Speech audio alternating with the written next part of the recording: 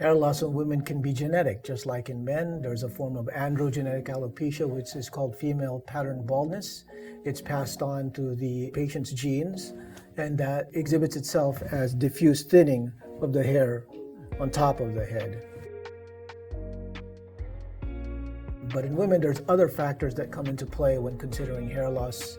One of them is diet. Because of society's expectations, a lot of women undergo these crash diets. And when you do that, you're reducing the amount of calories and nutrients that you're taking in and you're able to supply to the hair. Your body wants to preserve muscle growth and brain growth, and the last thing it wants is hair.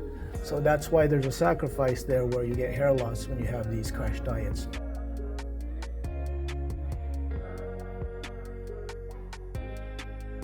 One other factor that's important in women is, of course, the use of oral contraceptives.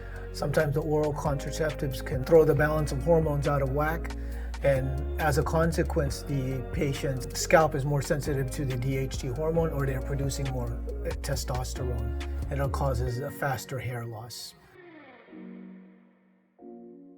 A similar thing happens when you're undergoing menopause or during the time around pregnancy, not only because of the change in hormones, but also because of the increased stress on your body. The other reasons that a woman might lose hair are those genetic diseases that affect women more. So, for example, thyroid disease or vascular disease such as lupus will occur more in women, and so you really need a proper workup to see if you have any underlying condition that might be predisposing you to the hair loss. After the proper workup to see what's going on, the treatment options are almost the same as for a male, except we have to balance the hormone problem. So if there's too much testosterone or dihydrotestosterone, we might include the use of spironolactone in the treatment regimen. Females, they generally do not use finasteride or saw palmetto because it's too strong of a DHT blocker, and in addition, it has teratogenic effects, so you don't want to give it to two females who are of childbearing age who are planning to have children.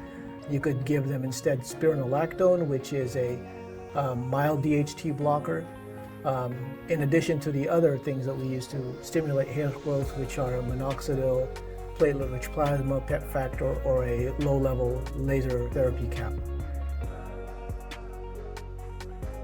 If you're looking for help with your hair loss and want to know what the root of the problem is, please come see me, Dr. Galope, at Lasting Impression Medical Aesthetics to set up a consultation. I want to tailor a treatment regimen for you to help you combat your hair loss.